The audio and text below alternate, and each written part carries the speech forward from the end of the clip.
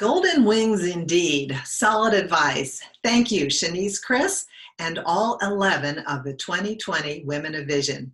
Good evening, everyone. I'm Linda O'Brien, and I'd like to extend my congratulations to the 11 Women of Vision and add my welcome to the audience. Joining me are three of the women you've just met: Deborah Blaylock with the State Department of Mental Health, Tamika Isaac Devine, City of Columbia Councilwoman, and Lou Kennedy, CEO of Nephron Pharmaceuticals. All three are involved in government or business efforts to get us through these difficult times with the pandemic, unrest over civil rights, economic issues, and healthcare. You know, so much has changed since we interviewed you all last fall. We'd like you to update us on how you all are doing and the new challenges you're facing. Let's start with you, Tamika. Columbia, like many other cities, has experienced racial unrest stemming from police actions in Minneapolis and elsewhere. This amid this unprecedented pandemic. From your experience as a councilwoman, how do you see the city and state responding and moving forward? Thank you, Linda, and I'm glad to be here. It really has been an unprecedented year. I don't think that anybody would have imagined January 1st when we rung in 2020, the year of perfect vision. A lot of people are calling it that we'd have so many things to deal with. And so for the city, we are continuing to just push forward as much as we can. We have branded ourselves as Resilient Columbia.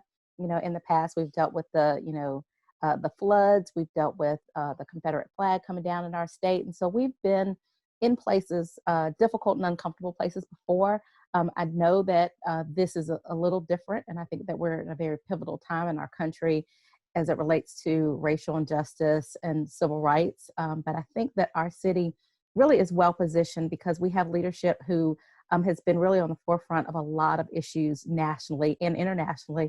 So we've taken this time to listen to our citizens, make sure that we're providing really good information, especially about COVID-19, but also being able to support our businesses, our citizens as they navigate through this new normal that we're dealing with. And so we're learning. We have learned a new way to do business where I think like many people were having more Zoom meetings and doing a lot more virtually. But I'll be honest, I think that it also has allowed us an opportunity to just kind of stop in our really, really normally busy lives and listen and pay attention to our neighbors and our friends and where they're hurting and where they have needs. And we're, positioning ourselves to be able to respond to that. Tamika, out of this, do you think we will see real reform, especially with police? Yeah, I tell people I'm cautiously hopeful. In that, I know that we've seen things in our country before where most people probably thought this is the time that we'll see some change. But this one, it feels really different. It feels really different. And I know even me personally, I've had some really honest and hard conversations with my friends from different backgrounds about what we're seeing. And everybody is really committed to making systemic changes in our country. And so I'm optimistically hopeful that even through, bad things, really great things happen. And I think that out of everything that we're going through from, our response to COVID and the racial unrest, that we'll see really positive things for our city and our state. Thank you. Lou Kennedy, you're running a global pharmaceutical company and serving on a statewide initiative appointed by the governor called Accelerate SC. How are you navigating all this uncertainty personally and professionally? Let's start with the company first. That's my Nephron family. We've been very busy. We've been in the midst of all things respiratory, given that's our 22-year-old part of our business. We've also been making many of the injectable drugs on shortage to treat the COVID patients across the country. We assemble and manufacture nebulizers here in Columbia as well. So every part of our business has been booming. And when I say that, it's with a little bit of mixed emotions because while so many of our friends their businesses have been shut down for reasons from the pandemic, we've been very busy, but it's also been a chance to feel like a patriot, but a chance for our family to feel scared about being together under these circumstances. So So I've really been trying my very best to offer all the Nephron family as many things as we could to drive confidence. And what I mean by that is we're all a little scared. We're all very uncertain how this will continue to play out. So what can we do to try and take some of that angst away? And so we've given all of our employees free hand sanitizer, free vitamin C, a cute t-shirt and cute baseball caps. And we had quite a bit of rain during this time, so we all got Nephron umbrellas. All of those things, including we stood up a diagnostic lab, a first for our company, so that we can continue to test and retest where we're doing our own internal contact tracing. We've made sure that we've extended the hours that HR is open so that we have more folks to have a place as a sounding board if that's needed. We've beefed up that department even during this time. So we've really done a lot of things around the Nephron family. And then personally, it's been an odd thing because my husband and I own this company together and work together every day, but he's in the compromised group. He's age 76. And so he hasn't been working since early March.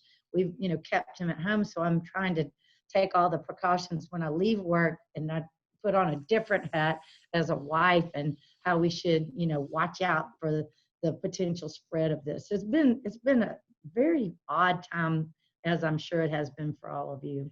And in addition to all that, you're also serving on the statewide committee to help open up the state. How has that been, and what are the steps? Well, that's been very interesting because I'm joined by colleagues both from the state agencies, which if one thing Accelerate SC did for us, and a lot of us mentioned it, I had no idea all the in-depth talent that we really have working in our state agencies. And we've seen some of that, in addresses from DHEC and from the superintendent of education and so forth. So it really put a highlight, I think, of what we can accomplish with our state agencies and what all they're already, set up to do. But I felt like it was a chance to selfishly get to see people. We brought the whole Accelerate SC team together inside the ballroom at the Pastides Alumni Center. Never before have we gone to meetings where we each have our own almost lunchroom table separated from the next person. So just learning how to navigate, but also being fortunate enough to see friends that we hadn't seen for weeks was good, but odd. And it's been interesting to see the diverse backgrounds that Governor McMaster chose.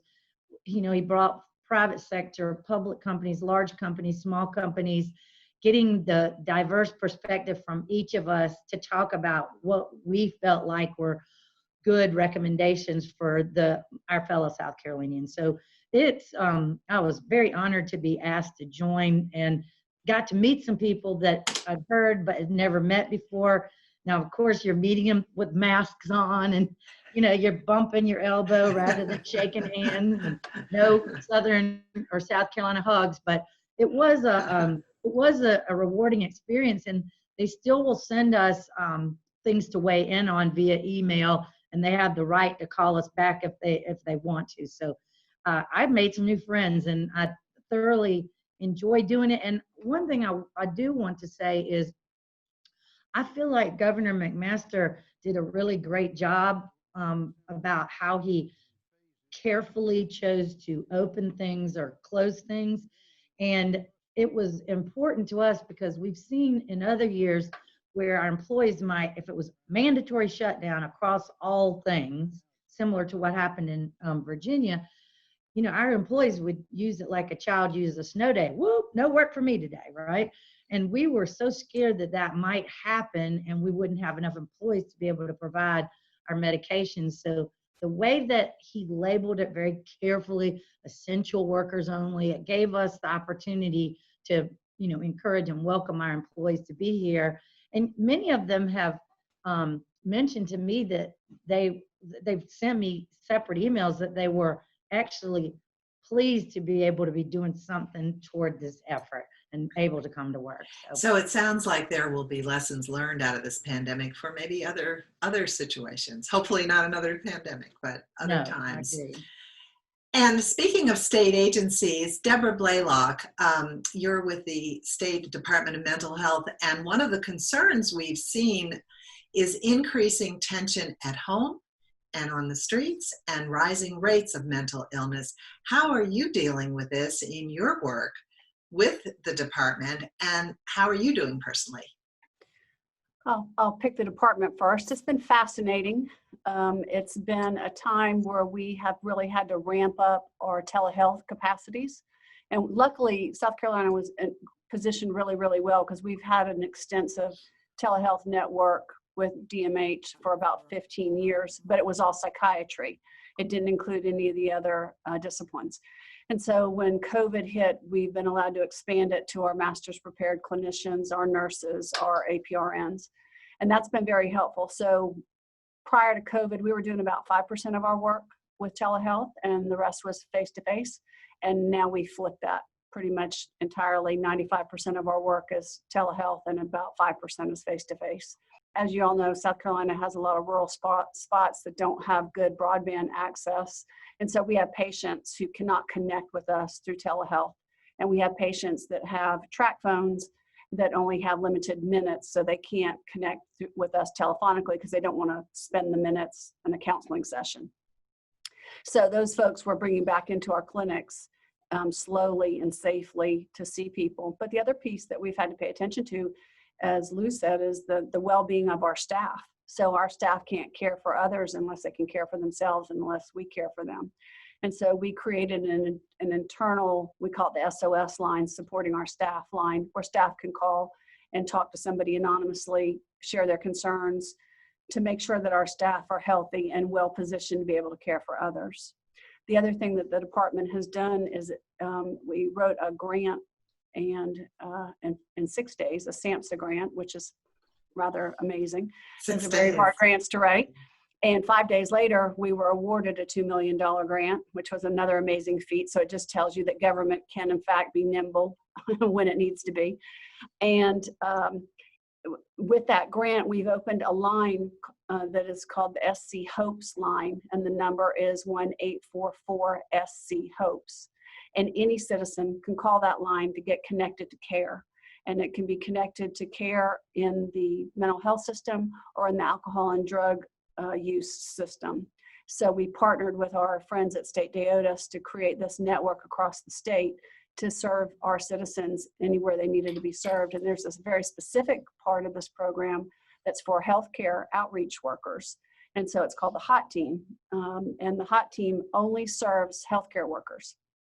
And they can call in and they will get services through telehealth. So they can be situated anywhere in the state and receive services. So it's been rather fascinating. And I've been really surprised. You know, DMH is a very large state agency, and sometimes shifting a large state agency is like turning the Titanic on a dime, which isn't necessarily easy to do. But I'm so proud of how DMH shifted so rapidly to be able to serve patients. And just a little number that I think is really, really fascinating. The week before COVID hit, across all of our mental health centers, we were serving a little over 60,000 patients. And to date, we have touched all but 5% of those 60,000 and served all but 5% of those 60,000, even through the pandemic and through everything that we're going through, the racial injustice and the civil unrest and every piece of it, which I think is rather amazing that we've been able to reach out and touch all those folks. And then personally, I'm weary. I think weary is a really good word to use. I don't feel tired, but I'm ready for things to be normal. And I'm tired of hearing new normal because I don't want a new normal necessarily. I want an improved normal, I guess I'll say. And it's, you know, I'm a hugger and I have 5 kids and I want to hold my children and hold my grandchildren, and I have to stand apart for them. One of them is a firefighter and one works in an ER, and I'm certainly not going to touch either one of them. But that's a little bit painful, you know, to not be able to touch the people we love. So I'm ready for a vacation. Absolutely. Thank you. And Tamika, let me turn to you about that very notion, because you specialize in work-life issues. How are you handling all this from a personal perspective, and what advice do you have for people like Deborah a lot of people who feel weary. Wow. And it's interesting because I say that, I probably was fortuitous before or I was a woman before my time. I was talking work-life integration for the last several years. And sometimes people Yes. look at me like, you mean work-life balance? I'm like, no, work-life integration, because with my Yes. schedule, that's what I have to do. And so when, schools closed and everything shut down and people were working from home, I had so many of my friends and colleagues calling me and saying, okay, how do I do this? And they really had to, they were forced into being able to do the work in the home and the teaching and everything else. So it's been really interesting. I would say that, one of the biggest things, I already had a lot of systems set up, because sometimes I do still work from home, even before all this happened. So I already had some systems set up. But even with this, I mean, this was unprecedented. People were forced to become teachers, and you were forced to become your completely move your office to your house if you could. And then there are a lot of people who could not work from home. And so part of the advice I would give most people would be is to give yourself grace and recognize that, every day is a new day. And, if yesterday wasn't the way you planned, wake up the next day with a new goal in mind, a new plan, and just move forward. And so that's kind of how I've navigated through all this. I will say, Linda, right now, especially with the civil unrest, what I'm finding kind of newly intertwined in everything else that we were challenged with doing is having those courageous conversations with your kids and with your family members and your colleagues. And, it used to be where when we would have things, we had that outside support system that you could actually go out. But like Debbie mentioned, we don't have that really opportunity to do that anymore. And so as a parent and as a city leader, that's been probably my biggest challenge, is to try and, keep that city leader hat on, but also recognize that, I'm an African-American woman raising African-American children in this country, and having to have real hard conversations with them about everything that we're seeing. But again, it's going back to that grace part, recognizing that, it's okay to be vulnerable, and it's okay to be honest with your feelings. And I think that's the way we're getting through most of this, being able to affect change, is to be honest with ourselves and be honest with the other folks that we're dealing with, and especially our family members. And is that the message that when you talk to your children, trying to get across as much as you can, how difficult things are, and that honesty? Yeah, definitely. I mean, my kids range from age from 14 down to 3. And so my 14-year-old is very in tune to everything that's going on. I say I'm raising a little activist. And so, she's researched a lot of policies, and we had some really good conversations about, what we're seeing as far as the marching, and what are, how you can make your voice heard. But then, my 9-year-old, sometimes it's hard to talk to her about what she's seeing, and why certain people feel certain ways. So it's been a very interesting, even for me as a mom, who I think my kids are very politically and socially in tune to a lot of things. But being able to, again, be honest and have those conversations, and then let them be open with their feelings, and know that they're feeling whatever they're feeling, is there's no right or wrong to it. It's just the way you're feeling. And this brings up the larger question of education and young people in general. And because of the pandemic, we've really had a couple of months where kids, while they have had the Zoom interchanges and virtual learning, it's just not the same. How do we move forward in the education space, and how do we move and make sure that young people are finding the resources that they need? Mm. For me, it's really scary to think about all the things that we have to put in place. And I have to say, echo what Lou talked about. I mean, I think our state leadership has done an amazing job with a very terrible situation, trying to balance the needs of all of our citizens, understanding, you've got workers who have children, and so they have childcare issues. You have, business owners who have businesses that if they're not open, their employees and their families are not eating. And so it's been challenging. For education, I'm also, like I said, optimistically hopeful about the where we're going with civil unrest. I'm also optimistically hopeful about where we are with education. I think that we have some challenges that we have to address as far as broadband and making sure that we're serving our underserved populations that might not always have access to e-learning opportunities. But I think we also have gotten to the point where we realize that there's not just one way to teach kids, and how do we embrace the new ways to interact and teach kids at the level where they are, so that they can that no matter where they are, they can thrive. And so we've been real creative. We have gone back to home ec. I mean, like when we were young, we used to do home ec. They don't do that anymore. So dinner might be our home ec class. We have art class, and we've been real creative in our household to actually not teach to the test the way teachers usually have to teach, but teach the real life lessons and things that will help them as they mature. And Lou, so from a statewide perspective, education is one of the big factors. How are you making recommendations for young people? First of all, we talked about how do we get the necessary spacing in the classroom? How do we get these kids enough hand sanitizer and the faculty to be safe? Now, of course, we're adding in the conversation about the racial tensions and do we have enough resource officers in our schools, and what kind of training might we need to give our educators above and beyond their already good training. I will tell you that the number one thing that I hope comes out of this pandemic, if there could ever be a silver lining in this cloud, is the focus, the razor focus that we've been able to show and highlight our very limited broadband connectivity across our state. And it goes to what Debbie said, it's Tamika and the education. In my own house, I've had to adjust where I can do Zoom calls, because even though we have pay for monthly service, we don't have great service. So I think, how awesome would it be for every child to have opportunity for connectivity, so they'd have their chance to dream about how they might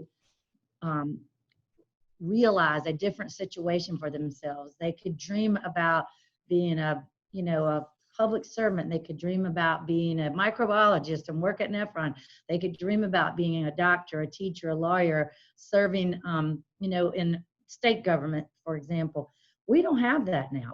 Our children are not all connected. Molly Spearman announced to us during Accelerate SC that 6% of South Carolina's children haven't been contacted, cannot be reached. We don't know what their situation is.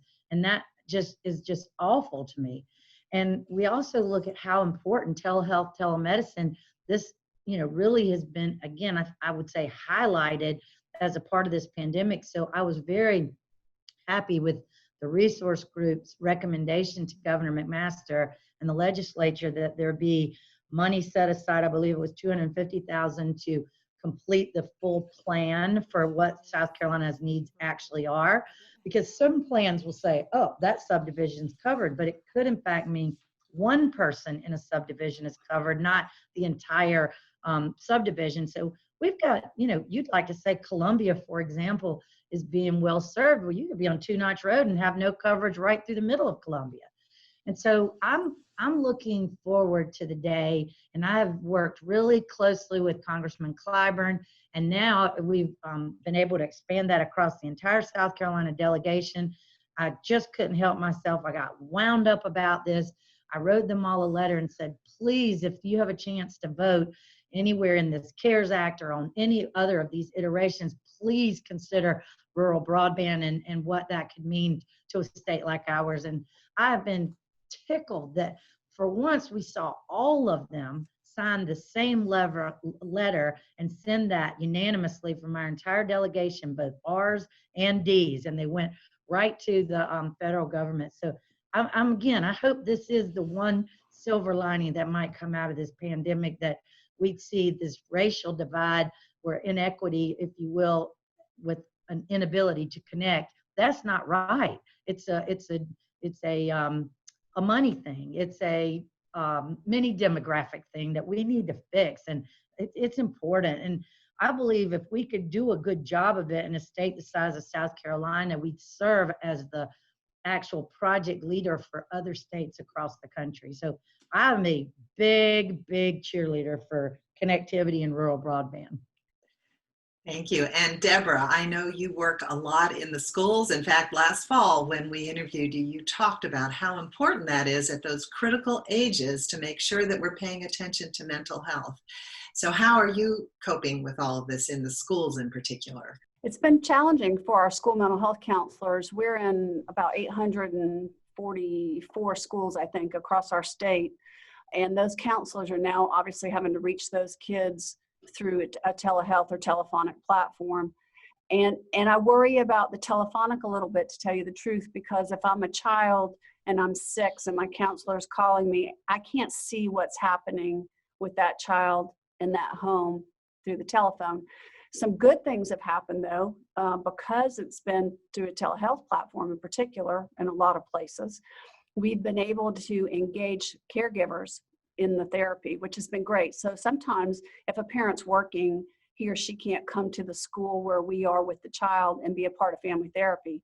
And so we've been able to engage a lot of caregivers in family therapy since the pandemic, which has been a really big gift, because we're not going to change the dynamic in that house by only working with the 6-year-old.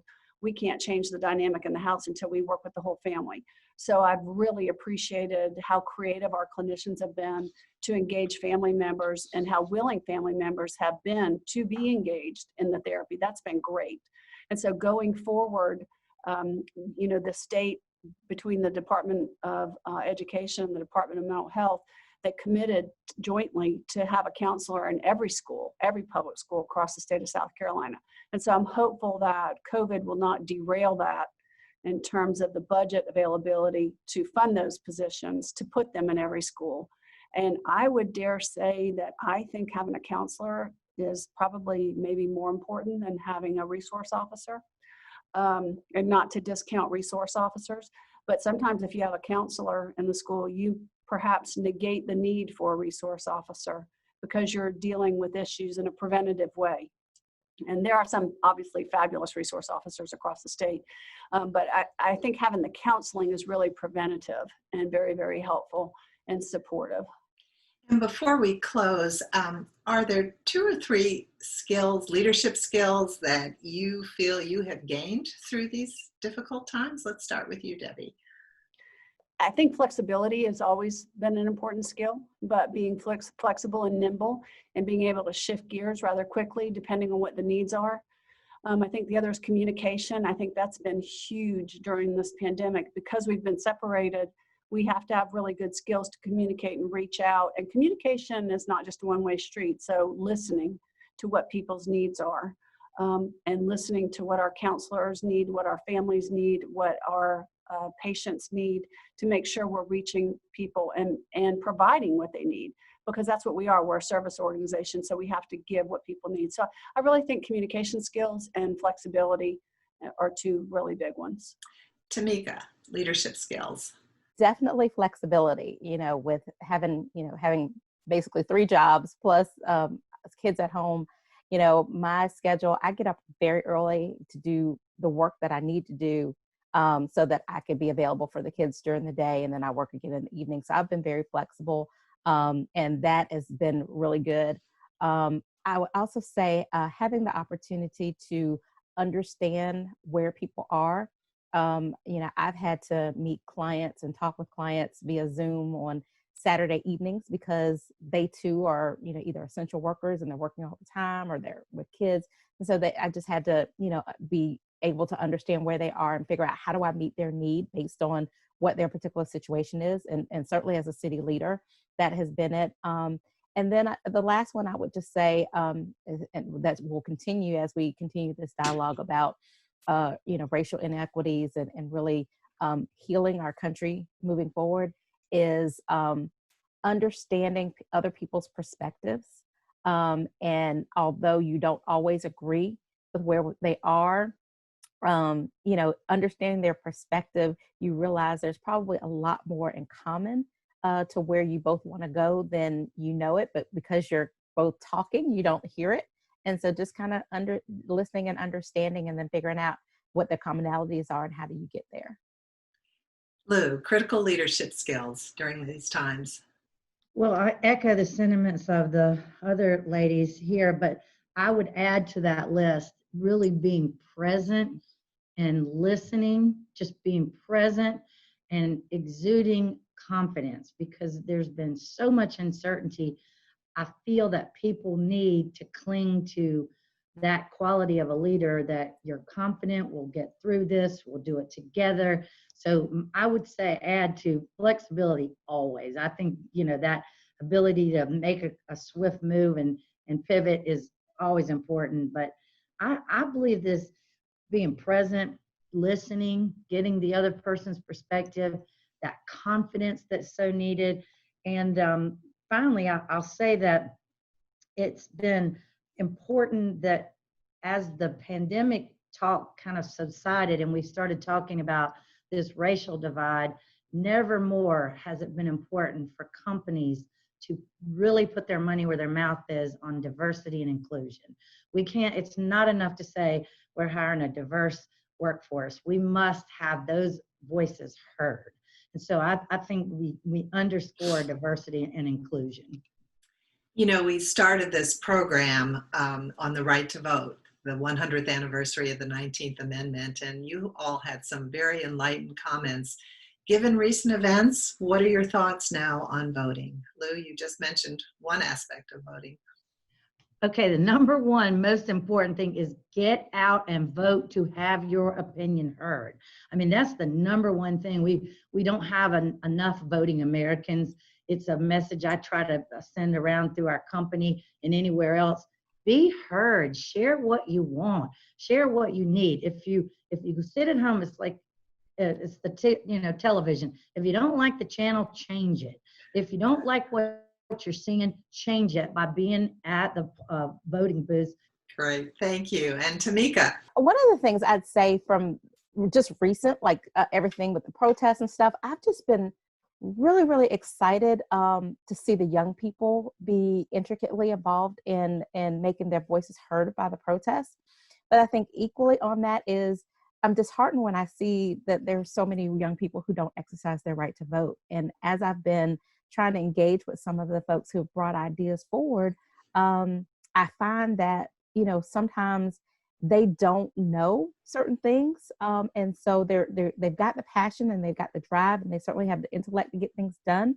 But sometimes I feel like maybe the leaders and the mentors haven't brought the younger folks along so that they can learn what they need to know to put that with their activism. And so I think for me is encouraging the young people to vote, but also how that we have a responsibility to also make sure that we are an educated electorate. But some of us, it's our responsibility to make sure the young people know their history and know what's being done so that they know how to channel that energy. Thank you. Deborah? Our vote is our voice. And if we don't exercise our voice, shame on us. We can't be silent. We can't sit by and wait for somebody else to do it. We can't be too lazy to get up and go to the poll because it's raining. We just have to exercise our right.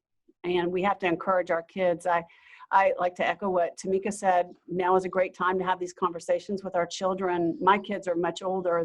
They range in age from 35 to 23. But I've had such incredible 2-hour conversations with my children that I didn't have before 3 weeks ago. So it's been phenomenal, but they have to get their butts out of bed and go vote. Thank you. Thank you all. Women of Vision, Deborah Blaylock, Tamika Isaac Devine, and Lou Kennedy. We appreciate your insights, your leadership, and your vision that we know will help us get through these difficult times. And I'd like to express my appreciation to all 11 Women of Vision and my congratulations, and also to the talented team at ETV who have worked over the past year to make this initiative possible. Thank you all.